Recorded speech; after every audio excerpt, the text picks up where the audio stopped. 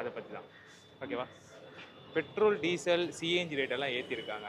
As a பப்ளிக்காக நீங்கள் அதை எப்படி பார்க்குறீங்க? அது பொதுமக்களுக்கு ரொம்ப கஷ்டம்தான். எல்லா விலைவாசியும் அதை பேஸ் பண்ணி அப்படியே கொஞ்சம் கொஞ்சம் எல்லாமே ஏறிட்டு இருக்கு. இப்போ ஹோட்டலுக்கு போனால் எதையும் சாப்பிடலாம், ஒரு 2 இட்லி சாப்பிட்டா 50 ரூபான்றாங்க. இது மக்களுக்கு ரொம்ப கஷ்டம்தான். ஓகே, நீங்கள் பைக் ஓட்டுறீங்க, இப்போ 104 ரூபா ஆயிடுச்சு பெட்ரோலு. ஆமாம், நான் மார்க்கெட்டிங்கில் தான் இருக்கேன். ஒரு நாளைக்கு ஒரு 500 ரூபாய்க்கு பெட்ரோல் போட்டால் 1 வீக் ஓடும். இனிமே ஒரு 500 ரூபாய்க்கு போட்டால் அதில் ஒரு நாள் கட் ஆகிடும்னு நினைக்கிறேன். முந்தா நாள் தான் 3 ரூபா ஏற்றுனாங்க. இது மேலே ஏற்ற மாட்டாங்கன்னு நினைக்கும் போது இன்னைக்கு ஒரு 85 பைசா ஏற்றிருக்காங்க. இன்னும் எவ்வளோ தூரத்துக்கு இது போகும்னு நினைக்கிறீங்க? இது கண்டிப்பாக அது ஏதோ தட்டுப்பாடு இருக்கிறதுனால அது மோடியே சொல்லியிருக்காரு வேறு. எல்லாரும் கொஞ்சம் ட்ராவல் பண்ணுறதெல்லாம் கொஞ்சம் கட் பண்ணிக்குவாங்க. ஆஃபீஸில் ஒர்க் பண்ணுறவங்களாம் வீட்டு ஒர்க் நம்ம பாருங்கள் அப்படிங்கிறதெல்லாம் சொல்லியிருக்காரு. ஸோ அப்படின்னா அது இன்னும் கொஞ்சம் ஹைக்காக வாய்ப்பு இருக்குன்னு தான் நினைக்கிறேன். இப்போ மோடி அவர்கள் வந்து ஒர்க் ஃப்ரம் ஹோம் பண்ணுங்க அப்படின்னு சொல்லியிருக்காங்க. பட் நிறைய பிரைவேட் கம்பெனியில் அது பண்ணாமல் செயல்படுத்தாமல் இருக்காங்கன்னு நினைக்கிறீங்களா? இல்லை, இனிமேல் செயல்படுத்துவாங்க, வேறு வழி இல்லை. கொஞ்சம் கொஞ்சம் அப்படியே இன்க்ரீஸ் ஆக ஆக அப்புறம் அவங்களும் மற்றவங்களும் கஷ்டப்படுவாங்க இல்லையா, அதனால் பண்ணித்தான் ஆகணும், பண்ணுவாங்க. எவ்வளோ ப்ரைஸ் இன்னும் இன்க்ரீஸ் ஆகும்னு நினைக்கிறீங்க பெட்ரோல், டீசல்? அது தெரில. அது கோல்டு ரேட்டு மாதிரி இனிமேல் கோல்டு டவுன் ஆகிட்டு இது மேலே பண்ணாலும் ஆச்சரியோட இல்லை. அது ஹைக்காக தான் இருக்கும்னு நினைக்கிறேன். சரி, பெட்ரோல் டீசல் ரேட் வந்து ஏற்றிருக்காங்க. ஆஸ் அ பப்ளிக்காக அதை எப்படி பார்க்குறீங்க? இது ஆஸ் பர் இது வந்து கவர்மெண்ட்டில் வந்து சென்ட்ரல் ஸ்டேட் கவர்மெண்ட் டிசைட் பண்ணுறதில்ல. இது வந்து ஆஸ் பர் இன்டர்நேஷ்னல் ப்ரைஸஸ் இருக்கும். இந்த போர், ஈரான் போர் இதெல்லாம் இருக்கிறதால ஸோ ஆட்டோமேட்டிக்காக பெட்ரோல் டீசல் ப்ரைஸஸ் ஏறும் தான். நம்ம அதை அக்செப்ட் பண்ணி தான் ஆகணும் பீப்புள்ஸு.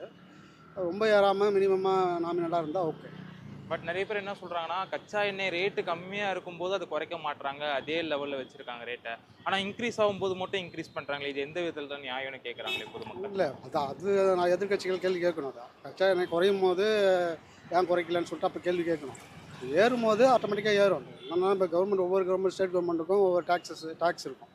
அந்த டேக்ஸ் அடிப்படையில் தான் ஒவ்வொரு ஸ்டேட்டுக்கும் கொஞ்சம் சின்ன மார்ஜின் இருக்கும். ஓகேங்களா? அப்போ அது கேள்வி கேட்கணும். எதிர்கட்சியாக இருந்தவங்க கேள்வி கேட்டுருக்கணும். அப்போ ஏறும்போதுன்னா இப்போ சுச்சுவேஷன் நமக்கு தெரியுது. ஸோ அதனால் ஏறுதுன்னா அதை அக்செப்ட் பண்ணி தான் ஆகணும். கொஞ்ச நாள் முன்னாடி 3 ரூபா ஏற்றுனாங்க, இன்னைக்கு 85 பைசா ஏற்றிருக்காங்க. இன்னும் வரக்கூடிய நாட்கள் எவ்வளோ போகும்? ஏறும். அப்ராக்சிமேட்டாக சுச்சுவேஷன் பார்த்தா இது எல்லாமே செட்டில் ஆகிறதுக்கு கொஞ்சம் டிலே எடுக்கும்னு நினைக்கிறேன். ஸோ செட்டில் ஆனால் தான் நமக்கு தெரியும். ஸோ அது வரைக்கும் ப்ரைஸ் ஏறும். ஸோ சிலிண்டர் ப்ரைஸஸ் ஏறும். பிரதமர் மோடி என்ன சொல்லியிருக்காருன்னா, பார்த்து சிக்கனமாக பயன்படுத்துங்க பெட்ரோல், டீசல், சிஎன்ஜினா சொல்லியிருக்காங்க. தட்டுப்பாடு வரும்னு நினைக்கிறீங்களா? தட்டுப்பாடு வர்றதுக்கான வர்ற மாதிரி இருக்கிறதால தான் இப்போ அவங்க சொல்கிறாரு அது மாதிரி. ஸோ அது யாரும் சிக்கனமாக பயன்படுத்த முடியாது. பெட்ரோல், டீசல் எல்லாருக்கும் அத்தியாவசிய பொருள் இருக்குது. ஸோ சிக்கனமாக பயன்படுத்துறதுக்கு இதில் ஒன்றுமே இல்லை. ஏன்னா எல்லாருமே மார்க்கெட் போகணும், வெளியிலேருந்து ட்ராவல் பண்ணணும். ஸோ அதில் பெட்ரோல், டீசல் ஏறிச்சுன்னா ஓவராலாக டோட்டலாக எல்லா விலையும் ஏறும்.